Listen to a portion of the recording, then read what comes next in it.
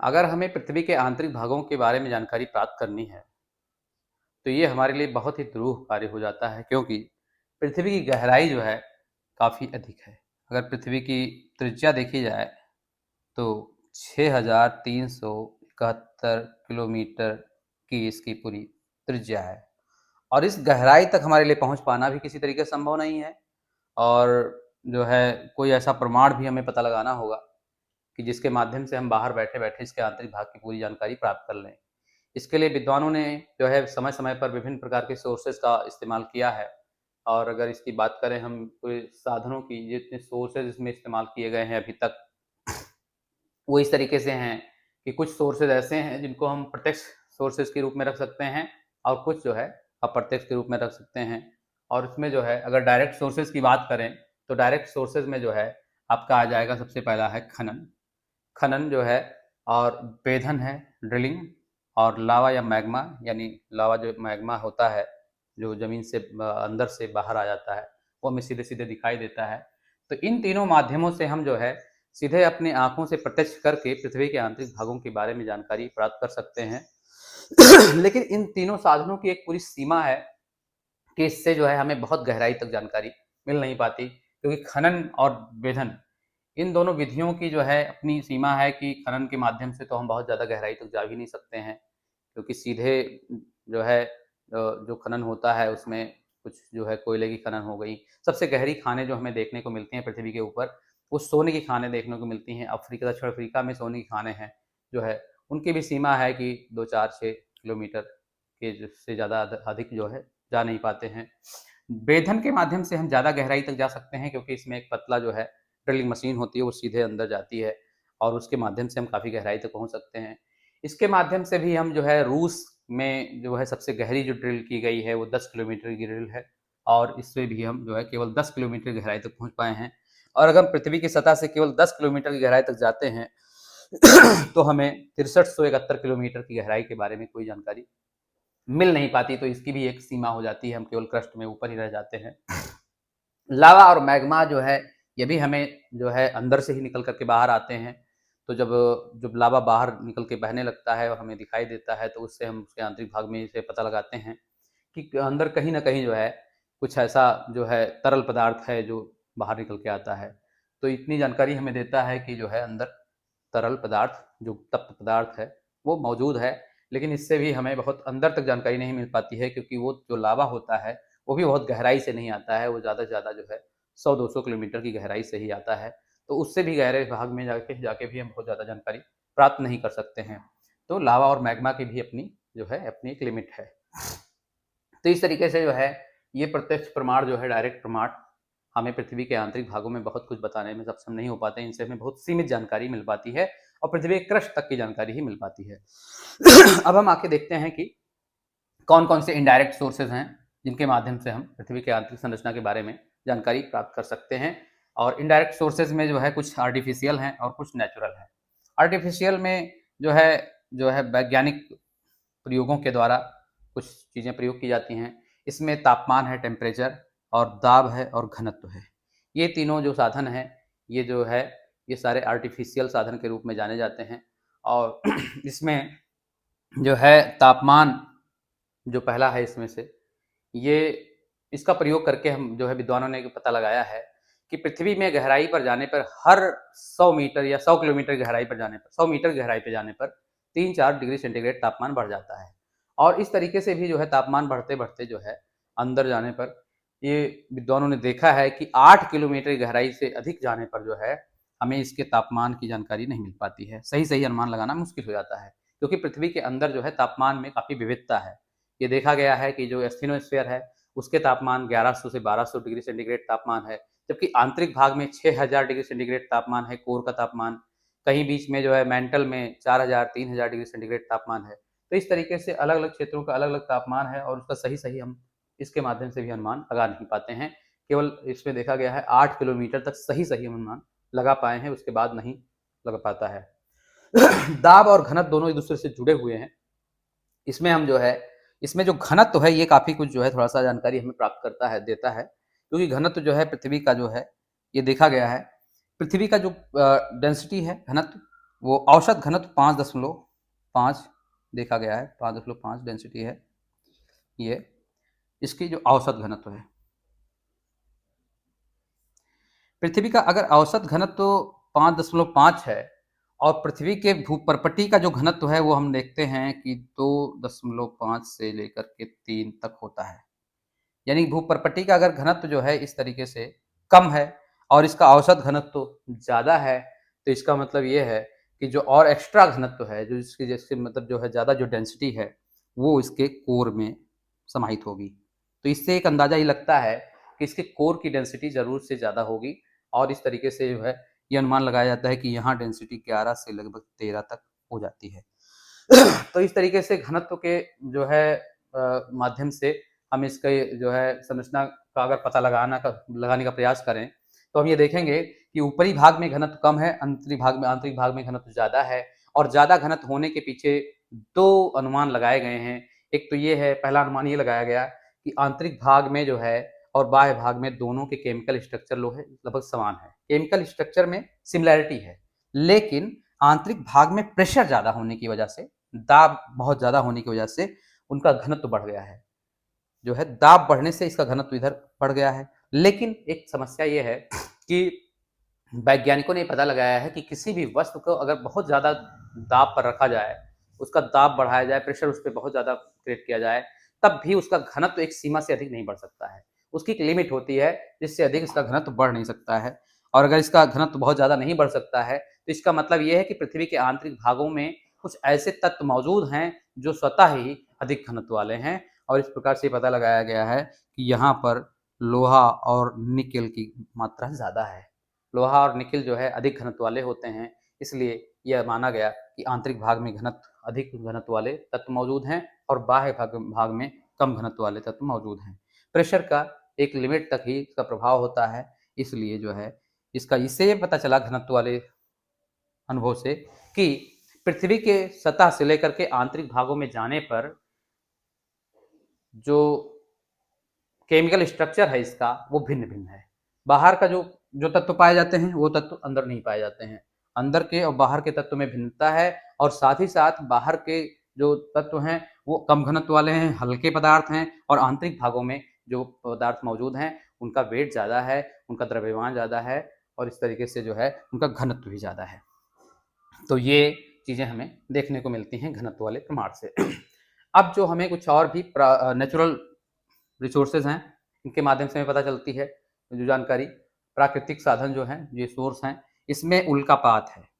उल्कापात ऐसे तत्व जो है पिंड होते हैं जो अंतरिक्ष में घूमते रहते हैं और ऐसा माना जाता है कि ये उल्का पिंड जो है ये उसी तत्वों से मिलकर बने हैं जिससे पृथ्वी मिलकर बनी है। तो अगर पृथ्वी को से मिलकर बनने वाले तत्वों से ही अगर उल्कापात बना है, तो कभी-कभी ये उल्कापात जो है भटक कर पृथ्वी की सतह पर आ जाते हैं या हमारे अंतरिक्ष यान कभी-कभी उल्कापातों पे उतार करके उनका अध्ययन करके हम जो है पृथ्वी की संरचना का अनुमान लगाने की कोशिश करते हैं। क्योंकि उल्कापात बहुत बड़े नहीं होते, छोटे होते हैं। तो इसलिए जो है अगर हम उल्का मेटेराइट्स का अगर स्टडी कर ली जाए, तो उससे हमें पृथ्वी के बारे में जानकारी मिलती है। लेकिन इससे भी हमें बहुत ज़्यादा जानकारी नहीं मिलती है क्योंकि जो मेटेराइट्स होते हैं उनकी साइज़ जो होती है वो छोटी होती है और जो अर्थ है उसकी साइज़ बहुत बड़ी है। तो इससे भी बहुत ज़्यादा जानकारी हमें नहीं मिल पाती, लेकिन फिलहाल कुछ न कुछ जो है जानकारी मिलती है। उसके बाद है वॉल्केनिक एक्टिविटी, ज्वालामुखी क्रियाएँ। ज्वालामुखी ज्वालामुखी जो वॉल्केनिक एक्टिविटीज़ हैं, इसके माध्यम से हम पृथ्वी के आंतरिक संरचना के बारे में काफ़ी कुछ अनुमान लगाते हैं, क्योंकि जो मैग्मा अंदर होता है, वही बाहर आकर के लावा के रूप में हमें दिखाई देता है और उस लावा का अध्ययन करके हम ये पता लगा सकते हैं कि आंतरिक भाग में किस तरह के तत्व मौजूद हैं। लेकिन ये जैसे यहाँ पर हमने देखा कि इसका प्रत्यक्ष करके लावा और मैग्मा को हम जो है प्रत्यक्ष प्रमाण में भी रखा गया है यहाँ पर और इस प्रकार से जो प्राकृतिक प्रमाण है उसमें भी रखा गया है। और इसकी भी एक लिमिट है कि हम देखते हैं कि जो मैग्मा चैम्बर होते हैं वो स्टेनोस्फीयर के लगभग मौजूद होते हैं या अपर मेंटल में मौजूद होते हैं। तो इसलिए अपर मेंटल से अधिक गहराई यानी कि कोर तक की गहराई के बारे में हमें जानकारी इससे भी नहीं मिल पाती है। तो इस तरीके से जो है वॉल्केनिक एक्टिविटीज़ के द्वारा भी पृथ्वी के आंतरिक भागों के बारे में जो संरचना में जानकारी मिलती है उसकी भी अपनी एक सीमा है। इससे ज़्यादा हमें जानकारी वॉल्केनिक एक्टिविटीज़ से भी नहीं मिल पाती है। अब जो हमें सबसे जो महत्वपूर्ण जानकारी देता है, जो सबसे बृहद जानकारी हमें प्रोवाइड करता है, वो है सिस्मिक एक्टिविटीज़, भूकंपीय क्रियाएँ। क्योंकि भूकंपीय क्रियाएँ जो है ऐसी जो है साधन होते हैं हमारे लिए, क्योंकि वो जो है हमें आंतरिक भागों में बहुत सटीक जानकारी उपलब्ध कराते हैं। भूकंपीय एक्टिविटीज़ में जो भूकंपीय तरंगें निकलती हैं, जो उसमें वेव निकलती हैं, उन वेव्स के अध्ययन, उनके व्यवहार, उनकी गति और उनके जो है अपीयरेंस या डिसअपीयरेंस के अध्ययन के आधार पर, उनके शैडो ज़ोन के आधार पर जो है, हम पृथ्वी की आंतरिक संरचना के बारे में काफ़ी कुछ जानकारी एकत्रित कर पाते हैं और हम इन सभी में से जो है आगे चल करके भूकंपीय क्रियाओं का जो है अध्ययन विस्तार से करेंगे, क्योंकि भूकंपीय तरंगें ही पृथ्वी की आंतरिक संरचना के बारे में सही सटीक जानकारी हमें उपलब्ध कराती हैं और आधुनिक विचारधारा के अनुसार जो है, जो हम आजकल अध्ययन करते हैं क्रस्ट मैंटल कोर का, वो जो है भूकंपीय तरंगों के अध्ययन पे आधारित है। यहाँ क्रस्ट है, मेंटल है और कोर है, ये जो अध्ययन बंटवारा किया गया है, वो बंटवारा जो है भूकंपीय क्रियाओं के अध्ययन पर आधारित है। तो इसको आइए हम चलते हैं, विस्तार से पढ़ते हैं इसको। भूकंपीय क्रियाओं का जो है विस्तार से पढ़ा जाता है।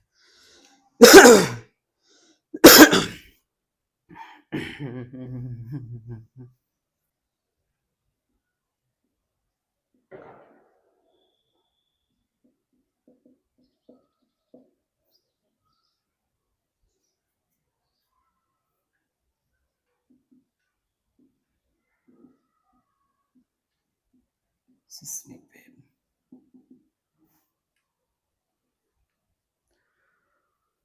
भूकंपीय तरंगे।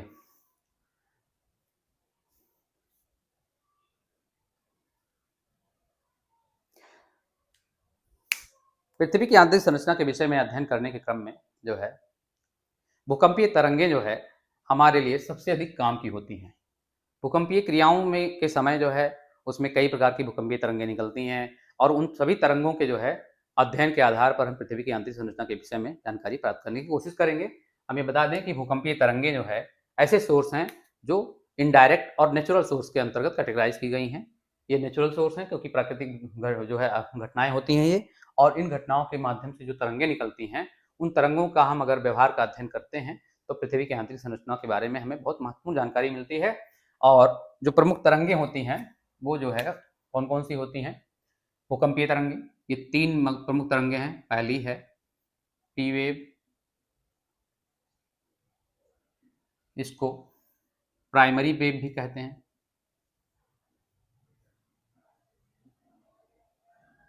प्राइमरी वेव या इसको अनुदैर्ध्य तरंगें या पी वेव, प्राइमरी वेव, इसको प्राथमिक वेव भी कहते हैं। इसके अलावा इसको जो है लॉन्गिट्यूडनल वेव भी कहते हैं।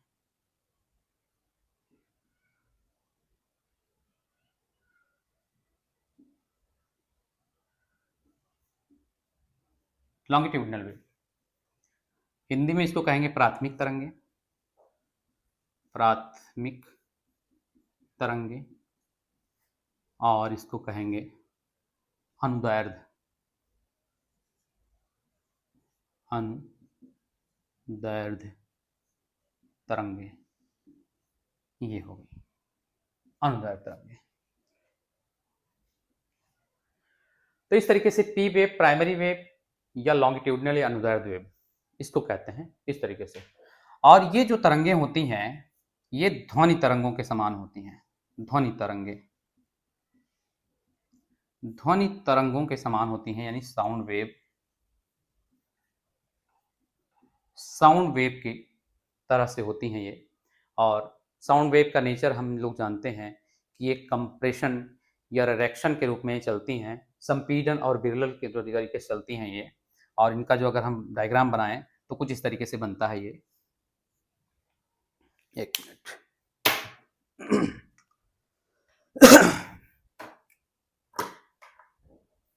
ये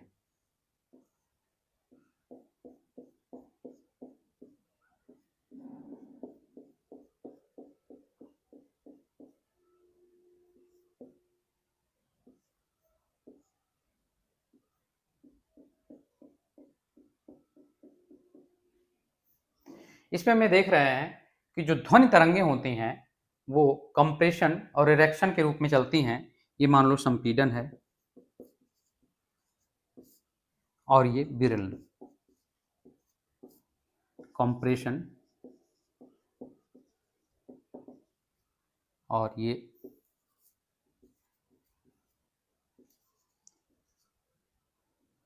फैक्शन, रेरिफैक्शन। इस तरीके से ये चलती हैं। ये कहीं पर संपीड़ित हो जाती हैं, कहीं विरलन में चलती हैं, कहीं कंप्रेस हो जाती हैं, कहीं विरल विरल होती हैं। तो इस तरीके से जो है ये चलती हैं और आगे वाले कण को धक्का देते हुए आगे बढ़ती हैं। इसमें देखा जाता है कि जो माध्यम के कण होते हैं, जो माध्यम के कण होते हैं, मान लीजिए कि ये मीडियम का कोई कण है, ये कण जो होगा ये तरंग के चलने की दिशा के समानांतर कंपन करेगा। मतलब अगर जो वेव है वो इधर से इधर की तरफ जा रही है, तो ये जो वेव इधर से इधर की तरफ जाएगी तो ये जो कण हैं वो भी इधर ही इधर कंपन करेंगे, ऐसे ऐसे कंपन करेंगे। तो इस तरीके से जो है इसमें जितने भी माध्यम के कण आएंगे वो ऐसे ऐसे कंपन करेंगे, इस साउंड वेव की तरह होंगे। इनकी जो गति होती है, इनकी जो स्पीड है, वेलोसिटी,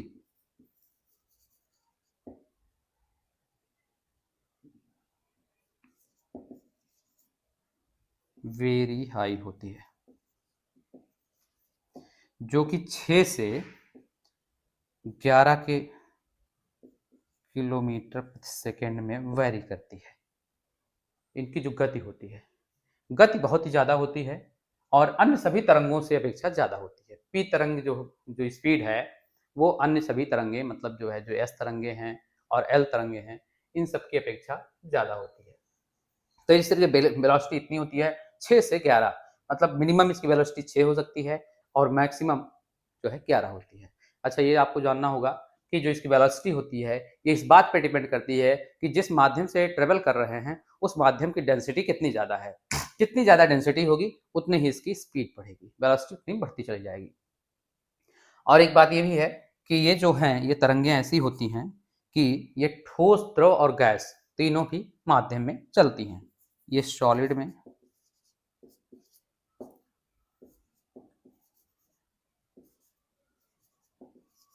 लिक्विड एंड गैस, तीनों ही माध्यम में चल सकती हैं, तीनों मीडियम में चल सकती हैं। ठोस, द्रव, गैस तीनों माध्यमों में चल सकती हैं। और इसी से पता चलता है कि ये तरंगें ऐसी होती हैं जो पृथ्वी के आर पार गुजर सकती हैं। इसके अलावा और जो एस वेव है वो पृथ्वी के आर पार नहीं जा पाती है। तो इस तरीके से सॉलिड, लिक्विड और गैस तीनों ही मीडियम में ये एंटर करती हैं और इसको भी हमें ध्यान देना होगा। तो इसके बारे में और ज़्यादा इसका जो ट्रेवलिंग का जो पाथ है उसका हम अध्ययन अभी बाद में करेंगे, जब भूकंपीय तरंगों का एक डायग्राम चार्ट बनेगा। अभी हम केवल अलग अलग तरंगों का जो है नेचर हम देख लेते हैं क्या क्या है। इसमें हमें देखना है कि पी वेव, प्राइमरी वेव और लॉन्गिट्यूडनल वेव या अनदर वेव जो कहते हैं, ये ध्वनि तरंगों के समान होती हैं। सबसे मेन बात ये है, इसमें जो मीडियम माध्यम के कण हैं, है ना, माध्यम के कण जो है ये तरंग के चलने की दिशा के समानांतर कंपन करते हैं। ऐसे है तो ऐसे ऐसे कंपन करेंगे, बिल्कुल इस तरीके से कंपन करेंगे। तो ये भी हमें ध्यान रखना है। इसकी वेलोसिटी सबसे अधिक होती है। ये ठोस, द्रव और गैस तीनों माध्यम में चल सकते हैं, ये भी ध्यान रखना है। अब हम अगली तरंग एस तरंग देखते हैं। क्यों हटाओ यार।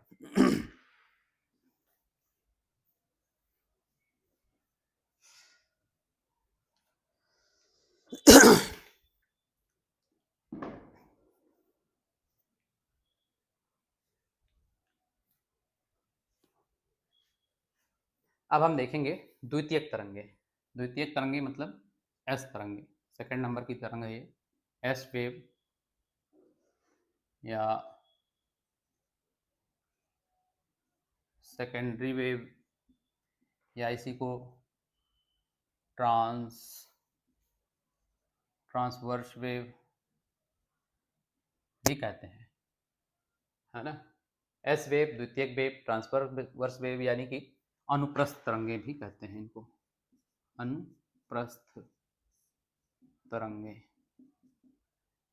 या द्वितीयक तरंगे कहते हैं। इन तरंगों की गति की बात की जाए, अगर ये वेलोसिटी की बात की जाए तो वेलोसिटी जो होती है वो 4 से 7 जो है किलोमीटर पर सेकंड होती है। यानी कि जो है इससे पहले हमने देखा था पी तरंगों की गति जो कि सर्वाधिक थी और वो 6 से 11 किलोमीटर पर सेकंड की गति से चल रही थी। लेकिन यहाँ हम देख रहे हैं कि ये द्वितीयक तरंगे हैं, इनकी स्पीड थोड़ा सा कम है, 4 से 7 किलोमीटर पर सेकंड। यद्यपि ये भी कम नहीं है, ये भी जो है द्वितीयक स्थान पर है, सेकेंडरी वेव इसलिए इसे कहते हैं। क्योंकि सेकेंडरी वेव नाम इसका इसलिए ही पड़ा है क्योंकि ये जो है तरंगे पहले प्राइमरी वेव सेंस की जाती है किसी भूकंप मापी केंद्र पर, और दोबारा जो है जो आती हैं वो एस वेव होती हैं, सेकेंडरी वेव, है ना। तो दूसरे स्थान पे आने की वजह से ही इसको द्वितीयक तरंगे या सेकेंडरी वेव के नाम से जाना जाता है। अब इसकी बात यह है कि वेलोसिटी तो इतनी हो गई, इसकी एक खास विशेषता ये है कि ये केवल सॉलिड में चलती हैं, केवल जो है सॉलिड में ही, केवल सॉलिड में गति करती हैं। जैसे ही लिक्विड आएगा वैसे ही ये डिसअपेयर हो जाएंगी, या गैस आएगी तब भी डिसअपेयर हो जाएंगी, और जो है ये केवल ठोस माध्यमों में चल सकती हैं। दूसरी बात ये है कि ये जो है प्रकाश तरंगों के समान होती हैं। कैसे? लाइट वेव के समान, प्रकाश तरंगों के समान, तरंगों के समान। प्रकाश तरंगों जो होती हैं वो कुछ इस तरीके से माध्यम में ट्रेवल करती हैं, ट्रफ और क्रस्ट बनाते हुए ये चलती हैं। इसमें जो नीचे वाला पार्ट होता है इसको ट्रफ कहते हैं,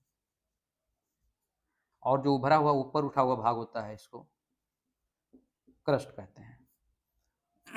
तो इस तरीके से ये जो है लहर बनाते हुए चलती हैं, और ये अपने जो माध्यम के कण होते हैं उनको अपनी चलने की दिशा के लंबवत कंपन कराती हैं। ये सबसे महत्वपूर्ण बात है, इसको ध्यान देने वाली बात है। ये मान लीजिए कि इसमें जो माध्यम के तमाम कण हैं, इन कणों को जो है ये अपने चलने की दिशा के लंबवत कंपन कराएंगे। इस तरीके से ये कंपन करते हैं। मतलब ये है कि अगर हमारी तरंग जो है इस तरफ से इस तरफ की तरफ जा रही है, एस वेव इधर की तरफ जा रही है, तो जो माध्यम में जो भी कण आएंगे, वो जो पार्टिकल्स होंगे वो जो इसके परपेंडिकुलर वाइब्रेट करेंगे। ये जब जो है तरंग आपके पास से गुजरेगी तो कुछ इस तरीके से कंपन करेगी, ऊपर नीचे कंपन करेगी। और इससे पहले जो कंपन जो थी प्राइमरी वेव, वो चलने की दिशा के समानांतर कंपन करती थी। इसको हम कुछ इस तरीके से लिख सकते हैं, जो है कण जो है चलने की दिशा के समानांतर पैरेलल कंपन करते हैं।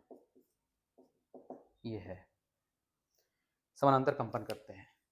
तो इसमें 3-4 बातें जो हमें देखने को लायक हैं वो ये है कि वेलोसिटी 4 से 7 किलोमीटर है। ये केवल सॉलिड यानी ठोस माध्यम में ही जो है ट्रेवल कर सकती हैं।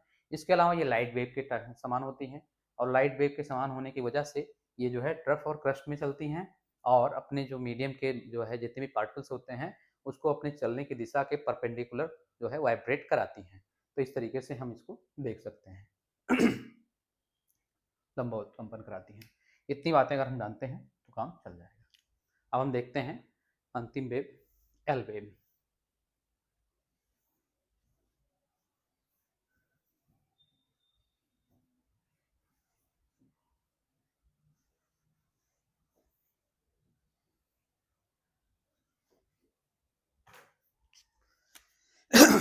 एल वेव, इसको हम सरफेस वेव के नाम से भी जानते हैं।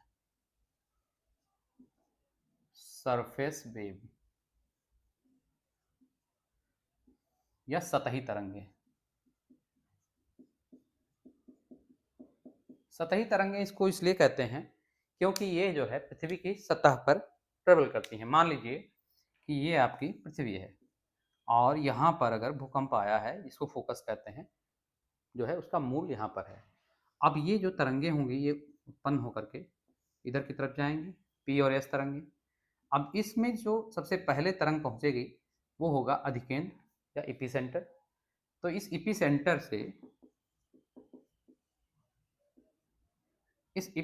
से जो है ये एल वेव उत्पन्न होगी, और एल वेव उत्पन्न होकर के पृथ्वी की सतह पर चारों तरफ ट्रेवल करेगी। इसकी स्पीड सबसे कम होती है, जो है इसकी जो वेलोसिटी है वो 3 किलोमीटर पर सेकंड होती है एवरेज स्पीड। और इस स्पीड से चलती है, इसका मतलब ये सबसे धीमी गति से चलने वाली है तरंग। इसका मतलब ये है कि पी और एस तरंग के गुजर जाने के बाद एल तरंग आएगी, और जब ये वेव पहुंचेगी तो जो है सर्वाधिक विनाश करेगी। ऐसा कहा जाता है सबसे विनाशकारी होती है, सबसे विनाशकारी होती है। ये सबसे डेंजरस होती है। जब ये पहुंचती है तो असली भूकंप आता है। इसके पहले जब पी और एस तरंगें गुजरती हैं तो हो सकता है हम उसको सेंस ही ना कर पाएँ, लेकिन जब एल वेव पहुंचेगी तो असली विनाश होगा, और उस तरीके से जो है असली भूकंप यही होता है। और ये पृथ्वी के आंतरिक भागों में नहीं जाती है, ये केवल सतह वाले हिस्से में ट्रेवल करती है और उत्पन्न होती है एपिसेंटर से, और कहीं से उत्पन्न नहीं होगी। फोकस से निकल करके जहाँ सबसे पहली बार जो है तरंगे भूकंपीय तरंगें पहुंचेंगी, वहीं से उत्पन्न होकर के ये जो है पृथ्वी की सतह पर जो है ट्रेवल करेगी। स्पीड तो कम होगी लेकिन सबसे अधिक विनाशकारी होगी, और इसीलिए इसको सरफेस वेव भी कहते हैं। एल तरंगे हो गई इस तरीके से, जो है ये हो गई एल वेव। तो इस प्रकार से इन सभी तरंगों के अध्ययन के आधार पर जो है हम जो है पृथ्वी की आंतरिक संरचना का पता लगाने की कोशिश करेंगे। और अब हम अगला जो है काम करेंगे कि पृथ्वी के आंतरिक भागों में किस तरीके से पी और एस तरंगें ट्रेवल करती हैं, और किस कहाँ कहाँ पर जो है सिस्मिक शैडो जोन होते हैं, और कहाँ पर एस वेव शैडो जोन होता है, कहाँ पी और एस वेव दोनों का शैडो जोन होता है। ये सब हम जो है आगे पता लगाने की कोशिश करेंगे।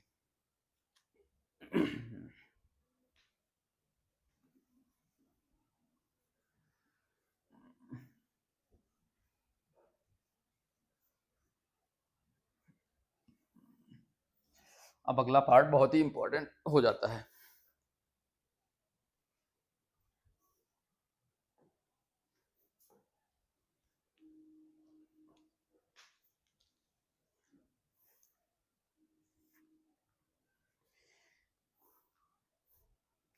पृथ्वी के आंतरिक भागों में जो है भूकंपीय तरंगें किस तरीके से ट्रेवल करती हैं, उसको हम यहाँ पर एक डायग्राम के माध्यम से देखने की कोशिश करते हैं। ये मान लीजिए अपनी पृथ्वी है। इस पृथ्वी में ये कोर वाला पार्ट है, कोर वाला पार्ट है।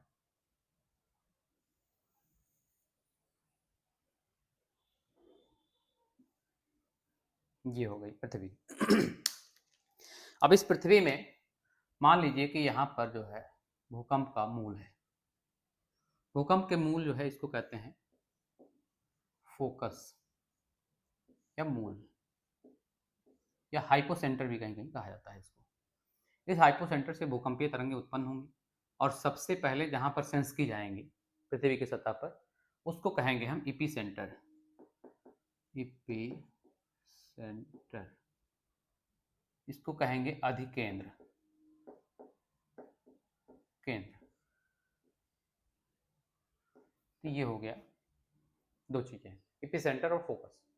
अब इसमें हमें देखते हैं कि यहाँ से भूकंप उत्पन्न हुई, और इसके बाद बाहर की सतह की तरफ, बाहर की तरफ ट्रेवल करेंगी। सबसे पहले फोकस की जाएंगे, वहाँ एपिसेंटर होगा, और इसमें जो है तरंगे जब निकलेंगी तो कुछ इस तरीके से ये ट्रेवल करेंगी।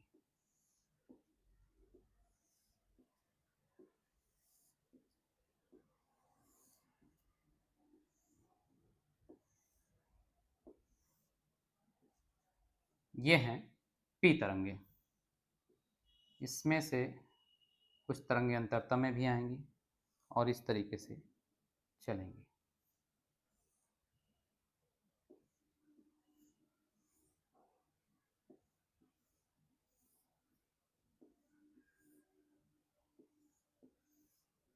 ये हो गई पी वेव।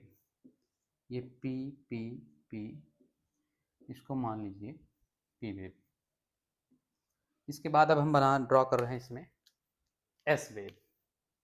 एस वेव कैसे चलेंगी, यहाँ से ऐसे चलेंगी, ये भी वहीं से उत्पन्न होंगी, ऊपर जाएंगी, इसी बीच बीच में आएंगी वो भी, और ये भी आएंगी एस तरंगे।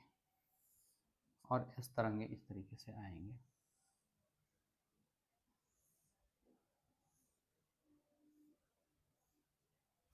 ये हो गई एस तरंगे। अब इन एस तरंगों के साथ जो है हम देखेंगे ये तरंगे इस कोर वाले पार्ट को नहीं पार करेंगी। इसमें देखा जा रहा है कि जो पी तरंगे हैं वो इधर यहाँ से यहाँ तक सेंस की जा रही हैं, फिर कोर वाले पार्ट में भी आ रही हैं, और इधर भी पी तरंगे आ रही हैं, इधर भी पी तरंगे आ रही हैं। ये सब पी तरंगे। तो हम इसमें लिख सकते हैं ये वाले पार्ट में P and S wave, P and S wave इधर भी, और पी एस इधर भी। इधर केवल ओनली पी वेव, ये हो गई ओनली पी वेव। तो इधर पी और एस वेव दोनों हैं, इधर भी पी और एस वेव दोनों हैं, इधर केवल पी वेव है। तो इसमें इससे हमें जो सबसे बड़ी जानकारी मिल रही है वो ये मिल रही है कि जो कोर वाला पार्ट है उसमें एस तरंगे ट्रेवल नहीं कर रही हैं, क्योंकि जो एस तरंगे हैं वो रेड से बनी हुई हैं। सॉरी, ये सारी एस तरंगे हैं।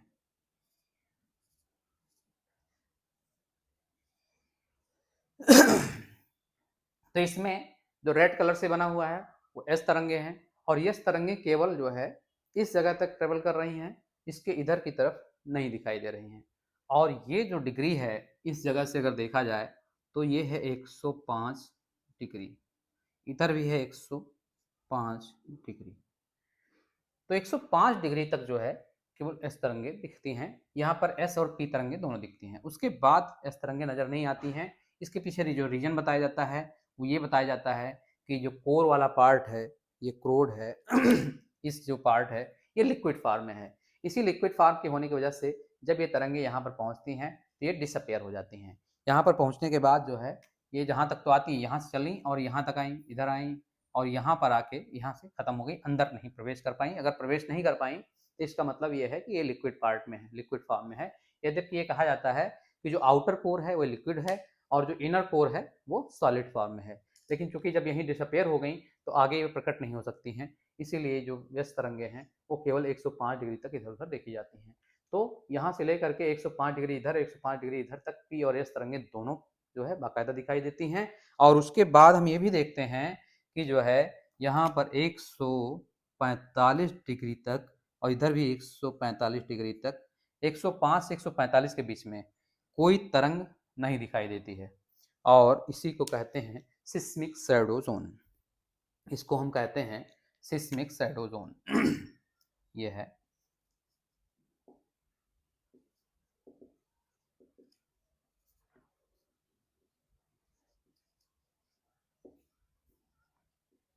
सिस्मिक शैडो जोन, या इसको कहेंगे हम, इधर भी है सिस्मिक शैडो जोन, इधर भी है सिस्मिक शैडो जोन। इधर हम लिख देते हैं भूकंप छाया क्षेत्र, भूकंप छाया क्षेत्र। तो ये दोनों होते हैं। इसकी अगर डिग्री पूछी जाए तो 105 से लेकर 145 तक। यहाँ पर इन दोनों इलाकों में कोई प्रकार की, किसी भी प्रकार की जो है भूकंपीय तरंगें सेंस नहीं की जाती हैं। यहाँ पर जो है बिल्कुल शांति बनी रहती है। लेकिन उसके बाद 145 डिग्री इधर से 145 डिग्री इधर तक जो है भूकंपीय तरंगें, भूकंपीय तरंगों में से केवल पी तरंगें दिखाई देती हैं, ओनली पी वेव इधर दिखाई देती हैं, और जो है एस वेव इधर नजर नहीं आती हैं। इसमें हम एक चीज़ और देख रहे हैं, जो सबसे बड़ी बात देख रहे हैं वो ये है कि जो भूकंपीय तरंगें हैं जो जब इसमें चल रही हैं तो वो एक सीधे मार्ग से होकर नहीं जा रही हैं, वो एक सीधा सीधा बात नहीं अपना रही हैं, बल्कि एक कर्व के रूप में बाहर की तरफ एक कर्व जो है निकल रहा है। तो इस तरीके से ये कर्व जो है वाला मार्ग जो है, त्रियक मार्ग जो है अपना रही हैं, जो है सीधे सीधे नहीं जा रही हैं, ये डायरेक्ट ऐसे नहीं पहुंच रही हैं। इसके पीछे जो रीजन बताया जाता है वो ये है कि पृथ्वी के आंतरिक भागों में जैसे जैसे हम जाते हैं वैसे वैसे जो है कणों की या पदार्थ की डेंसिटी जो है बढ़ती चली जाती है, अंदर की तरफ डेंसिटी बढ़ती है, और इसी डेंसिटी बढ़ने की वजह से तरंगें जो होती हैं वो जो एक कर्व का मार्ग जो है अपनाती हैं, वो सीधे मार्ग से नहीं जाती हैं, वे जो है कर्व बनाते हुए निकलती हैं। और हम ये भी देखते हैं कि जो अपना कोर है वो सर्वाधिक घनत्व वाला है, तो यहाँ पर जो पी तरंगे हैं वो आती हैं और अपने मार्ग से विचलित होकर के, और जब बाहर निकलती हैं कोर से तो फिर से विचलित होती हैं, और इस तरीके से इस विचलन की वजह से जो है, इसी विचलन की वजह से जो है, इसी डेविएशन की वजह से यहाँ पर 105 से लेकर 145 डिग्री के बीच में जो यहाँ से यहाँ तक का पोर्शन है, ये सिस्मिक शैडो जोन के रूप में जाना जाता है। ये सिस्मिक शैडो जोन बनाता है, इधर भी बनाता है और इधर भी बनाता है।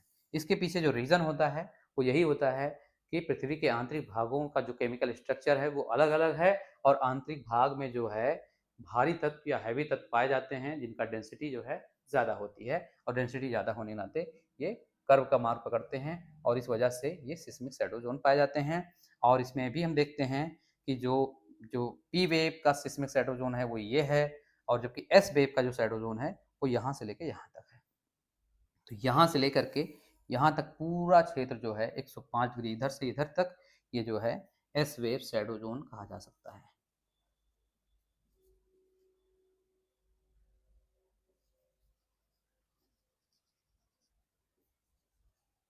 S wave shadow zone. तो इस तरीके से यहाँ से लेकर के यहाँ तक कोई भी एस वेव नजर नहीं आती है, तो इसको एस वेव शैडो जोन कह सकते हैं। और ये वाला जो क्षेत्र है 105 से 145 तक का एरिया, इसमें ना पी वेव नजर आती है ना एस वेव नजर आती है, तो इसको हम पूरी तरह से सिस्मिक शैडो जोन कहते हैं। और ये है पूरा हमारे जो है भूकंपीय तरंगों के चलने का मार्ग। इससे हमें दो तीन बातें पता चलती हैं। एक तो कोर जो है लिक्विड फॉर्म में है ये पता चलता है, और फिर ये भी पता चलता है कि पृथ्वी के आंतरिक भागों की संरचना समान नहीं है, इसलिए ये कर्व वाला पाथ पकड़ती हैं और जो है अपने मार्ग से विचलित होते हुए चलती हैं। ये सीधा डायरेक्ट मार्ग में नहीं चलती हैं। तो ये पूरा जो स्ट्रक्चर है, ये जो डायग्राम है, ये आपको समझना होगा, और समझ करके इसमें सिस्मिक शैडो जोन पर भी ध्यान देना है ना। और ये सब S wave shadow zone, P and S wave दोनों का शैडो जोन, और इधर पी और एस वेव दोनों नजर आती हैं। एस अगर हम बात करें इसमें एल तरंगों की, तो एल तरंगें जो होती हैं वो यहाँ से उत्पन्न होती हैं, और ये ऊपरी सतह पर ऐसे ऐसे चलती हैं सतह पर, इसीलिए इनको हम सरफेस तरंगे भी कहते हैं। यहाँ पर एक चीज़ हम और बता दें कि जो भूकंपीय तरंगें होती हैं ये दो प्रकार की होती हैं। एक होती हैं बॉडी वेव,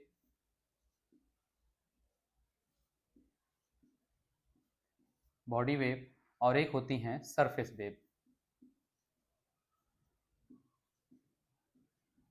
सरफेस वेव। तो बॉडी वेव जो होती हैं इनको जो है शरीर तरंगे भी कहते हैं। ये पूरे इसके जो है पृथ्वी के आंतरिक भागों में ट्रेवल करती हैं, और ये दो प्रकार की हैं, दो हैं। ये कौन कौन सी हैं? ये पी वेव हैं और एस वेव हैं। पी वेव और एस वेव। जबकि सरफेस वेव है वो है एल वेव, एल वेव। तो इस तरीके से हम देख सकते हैं कि जो यहाँ पर तरंगें दिख रही हैं ये तीन टाइप की हैं। इसमें से जो एल वेव है, इधर हमने देखा एल वेव, एल वेव, इधर भी एल वेव है। तो एल वेव जो होती है सतह पे चलती है, इसीलिए इसको हम सरफेस वेव कहते हैं। जबकि जो पी और एस तरंगे हैं वो पृथ्वी के आंतरिक भागों से ट्रेवल करती हैं, इसीलिए इसको हम बॉडी वेव कहते हैं। तो ये भी दो डिवीजन हो जाता है जो है भूकंपीय तरंगों का, इसको भी हमें देखना चाहिए। तो इस तरीके से भूकंपीय तरंगों का पूरा जो है चलन हो गया। अब इसके आधार पर पृथ्वी की आंतरिक संरचना के बारे में हम बृहद अध्ययन करेंगे, जिसमें हम ये पता लगाएंगे कौन कौन सी जो है लेयर का पता लगा है। ठीक है, थैंक यू।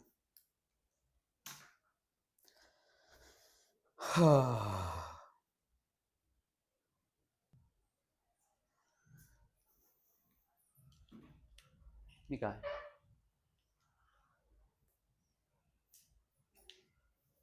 बंद नहीं है, चल रहा है, बस लास्ट चल रहा है। मैं मिटा दूँ।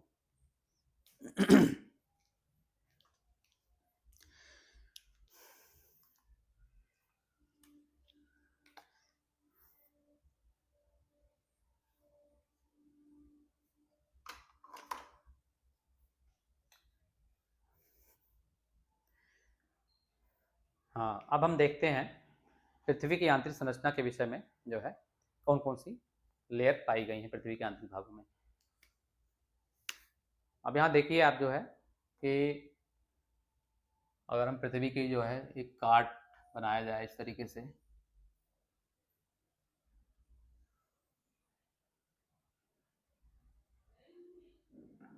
मैं बता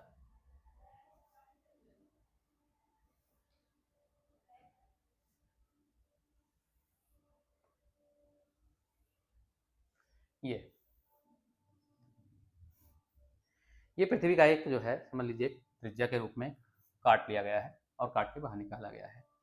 तो इसमें हम देखेंगे ये पृथ्वी की सतह हो गई और सतह से लेकर के जो है पहली लेयर जो बनेगी ये 0 किलोमीटर हो गया और ये 33 किलोमीटर हो गया।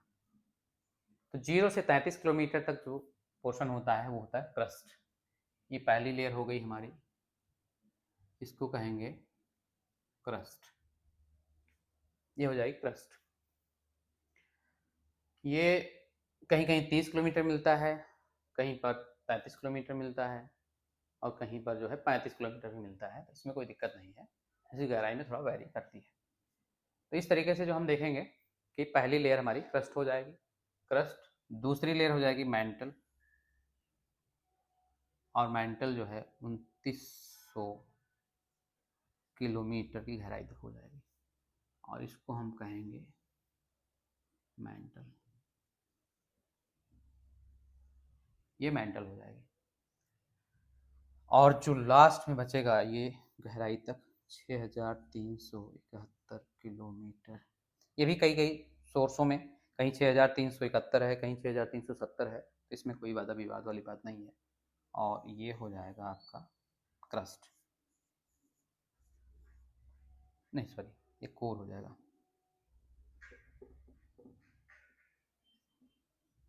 CORA, core. ये कोर हो जाएगा। तो ये जो मेजर लेयर है क्रस्ट, मैंटल और कोर, ये पृथ्वी की आंतरिक संरचना के विषय में ये 3 कोर है। अब इसमें जो पहली लेयर है ये है ये, इसको हम जो है यहाँ पर एक असंबद्धता पाई जाती है, एक असंबद्धता यहाँ भी पाई जाती है।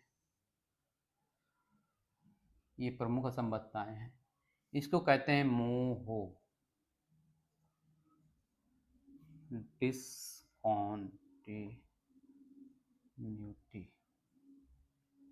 डिसकॉन्टिन्यूटी।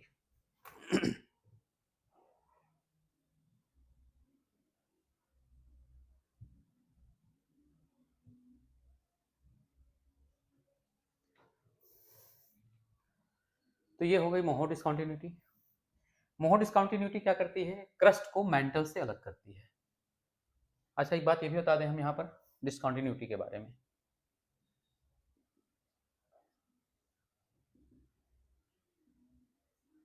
इसको हिंदी में कहते हैं असंबद्धता। असंबद्धता ये बहुत महत्वपूर्ण टर्म है क्योंकि इसमें बार बार डिसकॉन्टिन्यूटी वर्ड आएगा। इस पूरी पृथ्वी पर हम 5 डिसकॉन्टिन्यूटी का अध्ययन करेंगे जो विभिन्न लेयर का अध्ययन अलग करेंगे। ये एक ऐसा क्षेत्र होता है, एक संक्रमण क्षेत्र होता है, संक्रमण क्षेत्र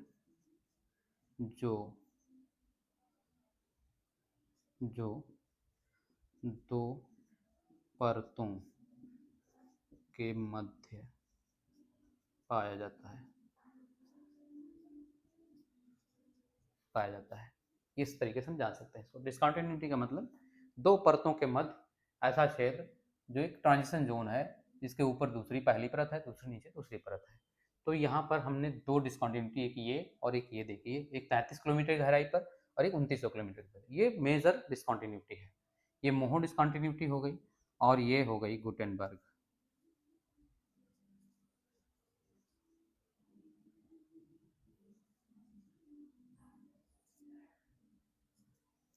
बर्ग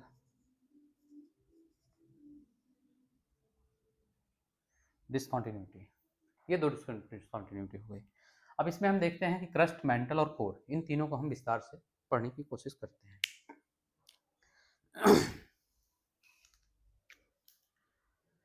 क्रस्ट की अगर बात करें हम, क्रस्ट की यहीं पर हम लोग जो है इसके जो है सारी हम लोग का अध्ययन करेंगे। इसमें इस क्रस्ट में जो है ये है सबसे अपर लेयर होती है, पृथ्वी की सबसे अपर लेयर को हम क्रस्ट कहते हैं, या कहीं कहीं पर जो है भूपर्पटी भी कहते हैं इसको हम, भूपर्पटी। ये भूपर्पटी भी कहलाती है। इस भूपर्पटी में जो है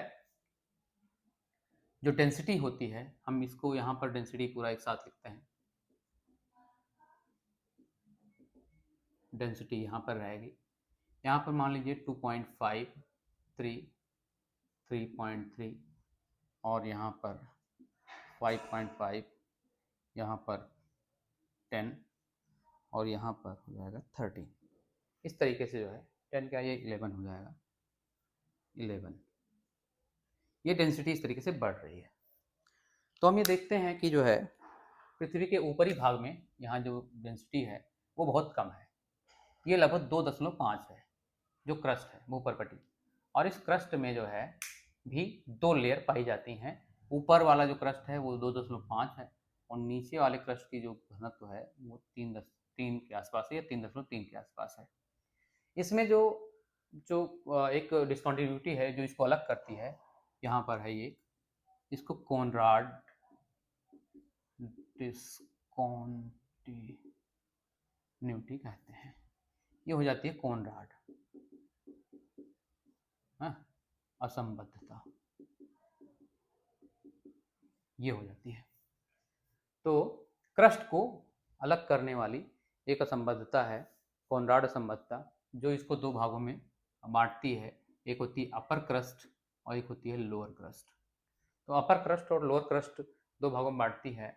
इसमें जो अपर क्रस्ट होती है ये होती है ग्रेनाइटिक, और नीचे वाली जो लेयर होती है वो होती है basaltic. Basaltic granitic upper layer होती है, बेसाल्टिक लोअर लेयर होती है। इसमें भी बता दें हम कि जो क्रस्ट की मोटाई है वो महाद्वीपीय भागों पे ज़्यादा होती है, यहाँ पर 35 से 50 किलोमीटर तक हो सकती है। लेकिन महासागरीय भागों में जो क्रस्ट होती है वो पतली होती है, और महासागरीय भागों की क्रस्ट जो होगी उसमें विशेषता जो है मेनता देखने को मिलेगी आपको। जो है मान लीजिए कि यहाँ पर जो है ये क्रस्ट इधर की तरफ मुड़ी हुई है ऐसे ऐसे, तो इसमें हम देखेंगे कि जो महासागरीय हिस्सा होता है उसमें बेसाल्टिक लेयर ज़्यादा पाई जाती है। ये वाली बेसाल्टिक लेयर, ये मान लीजिए महासागर इधर भरा हुआ है, इधर पानी भरा हुआ है मान लीजिए। तो जो बेसाल्टिक लेयर होती है वो ओसेनिक क्रस्ट के नीचे जाती है। ये कॉन्टिनेंटल क्रस्ट होती है, कॉन्टिनेंटल क्रस्ट, इसकी मोटाई ज़्यादा होती है। और जो ओसेनिक क्रस्ट होती है, ये ओसेनिक क्रस्ट है मान लीजिए, तो इसकी मोटाई थोड़ा कम होती है। ये 5 से 10 किलोमीटर की मोटी होती है, और इसका जो निर्माण होता है मुख्यतः बेसाल्ट नामक राख से होता है। ग्रेनाइट और बेसाल्ट ये सब क्या है, ये सब चट्टान वाले चैप्टर में क्लियर होंगे। अभी केवल आपको ये समझ लीजिए कि यहाँ पर बेसाल्टिक चट्टानें होती हैं। बेसाल्टिक चट्टानें जो होती हैं वो थोड़ा सा हैवी होती हैं, ग्रेनाइटिक चट्टान जो रॉक्स होती हैं वो थोड़ा हल्की होती हैं। तो ग्रेनाइट और बेसाल्ट का ये पूरा मामला इधर की तरफ देखने को मिलता है। तो अब हम जो है जब और नीचे आते हैं 33 किलोमीटर की गहराई से नीचे आते हैं, तो यहाँ पर हम देखते हैं कि डेंसिटी अचानक थोड़ा सा इंक्रीज कर जाती है, और डेंसिटी इंक्रीज करने की वजह से यहाँ पर एक असंबद्धता देखने को मिलती है, और वो असंबद्धता होती है मोहु डिस्कंटिन्यूटी। मोहु डिस्कंटिन्यूटी या मोहु असंबद्धता। ये असंबद्धता जो होती है ये क्रस्ट को मैंटल से अलग करती है, और हम मैंटल का विस्तार देखते हैं 33 किलोमीटर से लेकर के 2900 किलोमीटर गहराई तक मैंटल पाया जाता है। अब इस मैंटल में भी जो है हम देखते हैं कि जो है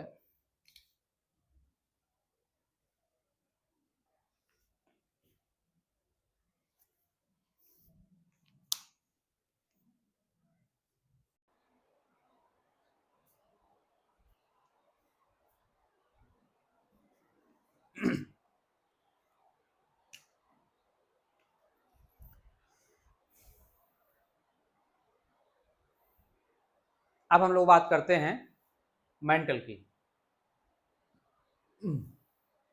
मैंटल जो है हमें देखते हैं कि यहाँ 3300 किलोमीटर गहराई से शुरू होकर के 2900 किलोमीटर गहराई तक आता है। इसमें जो है भी 2 लेयर पाई जाती हैं।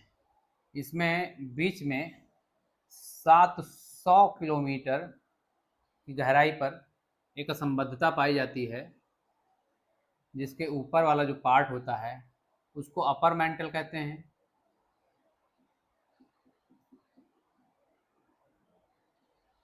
और नीचे वाले को लोअर मैंटल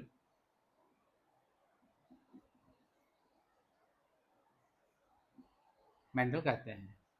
तो upper mantle lower mental 2 part में बटा हुआ है, और जिसके द्वारा इसको बांटा जाता है यहाँ पर एक असंबद्धता पाई जाती है, और इसको कहते हैं रेपिटी। रिपीटेड डिसकंटिन्यूटी,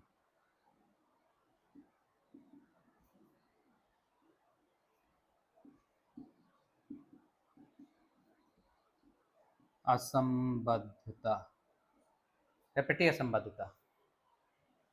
तो ये है 700 किलोमीटर पे। ये असंबद्धता इसको दो पार्ट में बांटती है, अपर मेंटल और लोअर मेंटल। इसमें से जो अपर मेंटल है उसमें एक बहुत खास विशेषता पाई जाती है जिसको हम लोगों का विस्तार से अध्ययन करना है।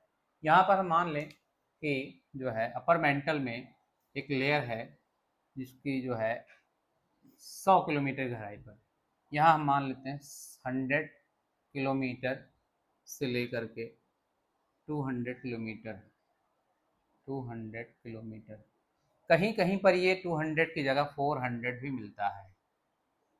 और तो 200 या 400 किलोमीटर के जो है 100 से 200 या 400 किलोमीटर की गहराई पर एक लेयर पाई जाती है अपर मेंटल में। अपर मेंटल में जो ये लेयर पाई जाती है इसकी विशेषता ये होती है कि ये प्लास्टिक स्टेज में होती है या प्लाज्मा स्टेज में होती है। इसमें जो है ये सेमी सॉलिड होती है, इसको कहते हैं एस्थेनोस्फेयर।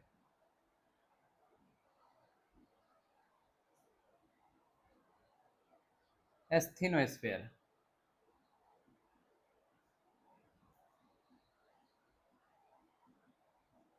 ये हो गई एस्थेनोस्फेयर। ये जो होती है एस्थेनोस्फेयर, इसकी विशेषता ये होती है कि ये सेमी सॉलिड होती है। यहाँ पर ये लेयर होती है। यहाँ पर एक खास ये बात मानी जाती है कि इस क्षेत्र में बहुत ज़्यादा रेडियो एक्टिव तत्व पाए जाते हैं। ये सभी रेडियो एक्टिव तत्व क्या करते हैं कि अपना विखंडन करते रहते हैं। तो इसमें जब जो है डिवीज़न होता है तो बहुत ज़्यादा मात्रा में एनर्जी रिलीज होती है और एनर्जी रिलीज होने की वजह से यहाँ का टेम्परेचर बढ़ जाता है। और टेम्परेचर बढ़ने से यहाँ की जो लेयर में जो तत्व पाए जाते हैं वो सभी मोल्टन फॉर्म में हो जाते हैं। तो ये जो है सेमी सॉलिड हो जाती है। सॉरी, सेमी सॉलिड तो लिखा हुआ है। तो ये सेमी सॉलिड हो जाती है। अब ये सेमी सॉलिड जो होती है उसमें जो है इसके ऊपर का जो हिस्सा होता है इसके ऊपर तैरता रहता है। तो एस्थेनोस्फेयर को जो है जो यहाँ पाई जाती है इसका बड़ा ही महत्वपूर्ण स्थान है हमारे जो है प्लेट टेक्टोनिक एक्टिविटीज़ में, क्योंकि उसमें जो भूकंप होते हैं और जो ज्वालामुखी क्रियाएं होती हैं वो कहीं ना कहीं एस्थेनोस्फेयर से ही जुड़ी होती हैं। अब इस पर हम ये भी देखते हैं कि यहाँ पर जब भूकंपीय तरंगें पहुँचती हैं तो भूकंपीय तरंगों की स्पीड जो होती है वो कम हो जाती है। यहाँ पर चाहे पी तरंग हो और चाहे एस तरंग हो, इस लेवल पे जब पहुँचेंगी 100 किलोमीटर से 200 किलोमीटर गहराई पर तो यहाँ पर उनकी स्पीड कम हो जाएगी। इसीलिए इसको लो वेलोसिटी जोन भी कहते हैं। इसको हम जो है लो वेलोसिटी जोन भी कहते हैं। लो वेलोसिटी जोन कहते हैं क्योंकि यहाँ पर भूकंपीय तरंगों की जो वेलोसिटी है वो कम हो जाती है, क्योंकि ये सॉलिड फॉर्म में बिल्कुल नहीं है, ये सेमी सॉलिड फॉर्म में है। और इसमें भी जो है अगर प्रेशर ज़्यादा पड़ता है तो ये सॉलिड में कन्वर्ट हो जाती है, प्रेशर थोड़ा रिलीज होता है तो ये लिक्विड फॉर्म में कन्वर्ट हो जाती है। और इसको हम एस्थेनोस्फेयर के नाम से जानते हैं। एक जो बहुत महत्वपूर्ण बात यह है कि इस एस्थेनोस्फेयर से ऊपर वाले पार्ट को हम जो है प्लेट के नाम से भी जानते हैं। ये प्लेट भी नाम से जानते हैं और इसको लिथोस्फेयर के नाम से भी जानते हैं। लिथोस्फेयर,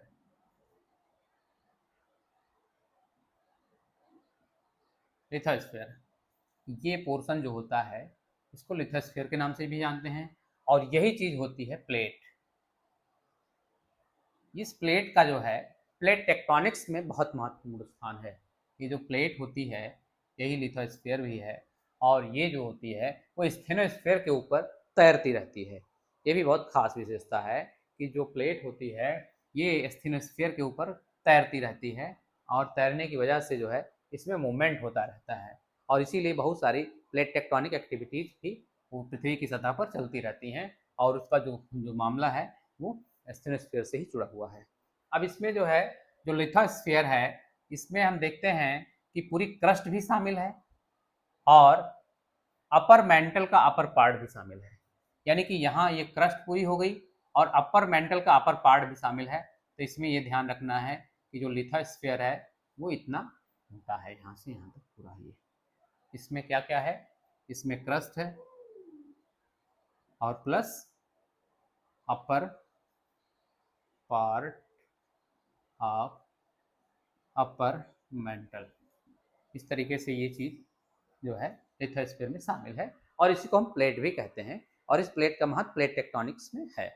अब एक बात ये भी है कि जो पूरी लिथोस्फीयर है ये पूरी तरह से इंटैक्ट नहीं है, ये कई जगहों पे टूटी हुई है और कई भागों में बट करके पृथ्वी को कई सारी प्लेटों में बांट देती है। जिस तरह से अगर हम यहाँ देखें, अगर ये कहें कि ये पूरी पृथ्वी है और पृथ्वी पर ऐसे ऐसे कई सारी प्लेटें में बटी हुई है ये, तो ये कहीं ठीक होगा। जैसे मान लो North American plate, South American plate, Eurasian plate, African plate, Indo Australian plate, Pacific plate और आर्कटिक प्लेट, अंटार्कटिक प्लेट, इतनी सारी प्लेटों में पूरी पृथ्वी बटी हुई है और जो है उन प्लेटों के बंटवारे की जगह पे जहाँ भी जो है उसकी मार्जिन पाई जाती है वहाँ वहाँ पर जो है प्लेट टेक्टोनिक एक्टिविटीज होती रहती हैं। उसी के सहारे भूकंप, ज्वालामुखी, पर्वत निर्माण की क्रिया, ट्रेंच और ये सब इसका अध्ययन हम इसमें करते हैं प्लेट टेक्टोनिक एक्टिविटीज में। इसलिए जो है ये जो एस्थेनोस्फीयर की जो लेयर है 100 से 200 किलोमीटर गहराई पर, इसका बड़ा ही महत्व है। इसी गहराई को लेकर के कहीं जगह विवाद मिलता है, कहीं जगह पर 80 से लेकर के 400 किलोमीटर होता है, कहीं 100 से 200 किलोमीटर होता है, लेकिन ये होती है अपर मेंटल के अपर पार्ट में, तो इसमें कोई जो है शक नहीं है कि यहाँ पर ये इस तरीके से होती है, लेकिन इसकी गहराई को लेकर के विवाद है, तो कोई दिक्कत नहीं। तो हमारी ये हो गई मेंटल, ये अपर मेंटल हो गई, ये लोअर मेंटल हो गई। अब लोअर मेंटल के भी नीचे जो है 2900 किलोमीटर गहराई पर आने पर जो है यहाँ पर एक असंबद्धता पाई जाती है, जिसको कहते हैं गुटेनबर्ग असंबद्धता, गुटेनबर्ग डिस्कंटिन्यूटी। इस डिस्कंटिन्यूटी के नीचे और ऊपर की डेंसिटी में बहुत फर्क मिलता है। ऊपर 5.5 की डेंसिटी पाई जाती है और नीचे 11 डेंसिटी पाई जाती है। और यहाँ पर हम देखते हैं कि जो भूकंपीय तरंगों की वेलोसिटी है वो तेजी से इंक्रीज करती है। एक बात और भी है, इस लेवल पर एस तरंगें जब पहुंचती हैं तो डिसअपेयर हो जाती हैं, वो यहाँ पर दिखाई नहीं देती हैं और इसी से पता चलता है कि जो कोर वाला पार्ट है वो लिक्विड फॉर्म में है। और इस कोर को भी जो है हम दो भागों में बांटते हैं, एक होता है आउटर कोर और ये होता है इनर कोर।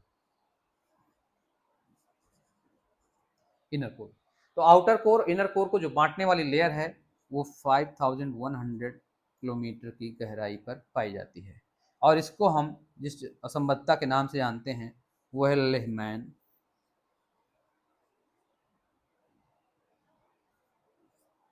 डिस्कंटिन्यूटी।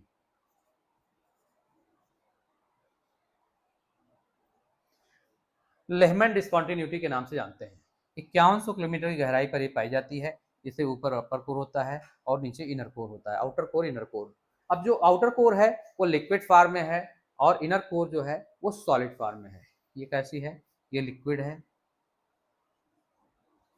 और ये है सॉलिड।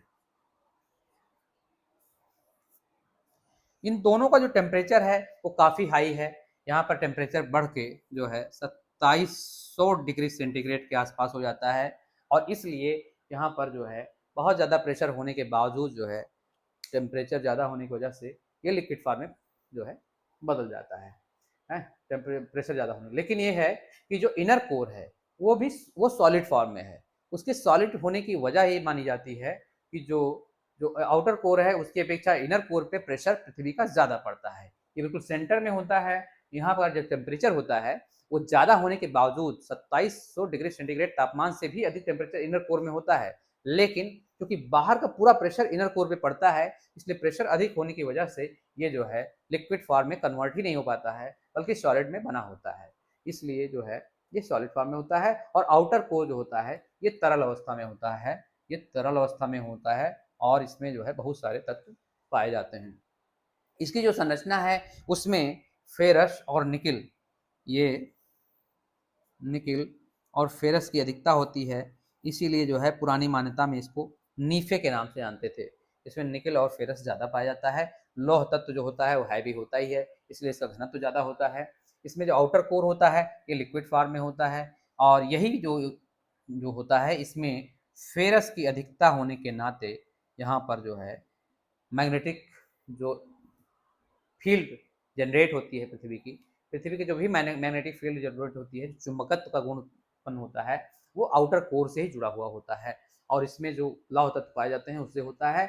और चूंकि ये लिक्विड फॉर्म में होता है और हमेशा लगभग मूवमेंट में होता है और मूवमेंट की वजह से जो है ये कभी कभी ये भी देखा गया है कि पृथ्वी जिस गति से घूम रही होती है उस गति से आउटर कोर का जो फ्लूइड होता है वो नहीं जो है चक्कर लगा पाता है, तो इसलिए जो है पृथ्वी के जो मैग्नेटिक फील्ड है वो अक्सर परिवर्तित होती रहती है, जो है नॉर्थ से साउथ, साउथ का नॉर्थ होता रहता है, reversal of the magnetic field इस तरीके से होता रहता है। तो ये हो जाएगा जो है आउटर कोर। आउटर कोर हमारे पृथ्वी के मैग्नेटिक फील्ड के लिए बहुत इंपॉर्टेंट है और पैलियो मैग्नेटिज्म में हम लोग जो है इसको बहुत विस्तार से जो है इसका पढ़ाई करेंगे आगे चल करके, जो है पूरा चुंबकत्व जो है उसमें ये इसका जिक्र फिर से आएगा। तो इस तरीके से आउटर कोर और इनर कोर दोनों हो गया और इसमें एक जो संबद्धता है लेहमैन संबद्धता हो गई जो इसको बांटती है और इससे हमने देखा कि ये जो है आउटर कोर लिक्विड फॉर्म में है, इनर कोर सॉलिड फॉर्म में है, इसकी डेंसिटी ज़्यादा है, इसका टेम्परेचर ज़्यादा है और ये पृथ्वी का जो है मोस्ट ऑफ जो है मास या इसका द्रव्यमान को कवर करता है। हम ये देखते हैं कि जो मेंटल है इसका पोर्शन ज़्यादा है, इसका पोर्शन कम है, क्योंकि हम ये देखते हैं कि वॉल्यूम जो है मेंटल का वॉल्यूम पूरी पृथ्वी का 83% है। पूरी पृथ्वी का 83% वॉल्यूम यानी आयतन इसमें जो है मेंटल में है और जबकि जो है मास है इसका द्रव्यमान वो 68% है। तो मास जो है कम है और वॉल्यूम ज़्यादा है मेंटल में। इसके पीछे रीजन ये है कि ये थोड़ा सा इसकी अपेक्षा हल्के तत्वों से मिलकर बना हुआ है, यद्यपि क्रस्ट की अपेक्षा मेंटल के जो एलिमेंट्स हैं वो हैवी हैं, लेकिन कोर की अपेक्षा लाइटर हैं, इसीलिए जो है यहाँ पर वॉल्यूम अधिक होने की वजह होते हुए भी इसका जो मास होता है वो कम होता है। लेकिन जो इसका जो कोर का पार्ट है उसका वॉल्यूम कम है लेकिन इसका मास ज़्यादा है। वजह यह है क्योंकि इसमें जो है ये इसके निर्माण करने वाले जो तत्व हैं वो हैवी एलिमेंट से बने हुए हैं और इस तरीके से ये हैवी हो जाता है। तो इस तरीके से हमने देखा कि पूरी पृथ्वी जो है क्रस्ट से लेकर के कोर तक जो पूरा पोर्शन है ये जो है हमारा क्लियर हो गया। इसमें हमने कई सारी असंबद्धताएं पढ़ी, पहली कॉनराड असंबद्धता है, फिर मोह असंबद्धता है, फिर रेपेटी असंबद्धता है और फिर गुटेनबर्ग असंबद्धता है, फिर लेहमैन असंबद्धता है। इन असंबद्धताओं को हमें जो है बहुत अच्छे तरीके से समझ लेना है ना, क्योंकि ये जो है इससे कई बार क्वेश्चन आते हैं और ये बहुत ही इंपॉर्टेंट हो जाती हैं। इसमें से जो दो हैं, जो मोहो डिस्कॉन्टिन्यूटी है यहाँ पर 3300 किलोमीटर पे और जो गुटेनबर्ग डिस्कॉन्टिन्यूटी है 2900 किलोमीटर पे, ये इसके तीनों जो है लेयर हैं उसको मेजर रूप से बांटती है, तो इसको विशेष रूप से ध्यान दिया जाना चाहिए इसमें। और इस तरीके से ये क्लियर हो गया। अब इसमें एक चीज़ हम और देख सकते हैं कि जो इस पर कई सारे स्फीयर हैं, ये जो है 0 से लेकर के 100 किलोमीटर गहराई तक इसको लिथोस्फीयर कहते हैं और 100 से 200 या 400 किलोमीटर गहराई तक इसको एस्थेनोस्फीयर कहते हैं। और एस्थेनोस्फीयर के बाद जो है यहाँ से लेकर के जो आउटर कोर का जो सीमा है इसको यहाँ से लेकर यहाँ तक इसको हम मीजोस्फीयर कहते हैं। इसको मिटाने दीजिए पहले।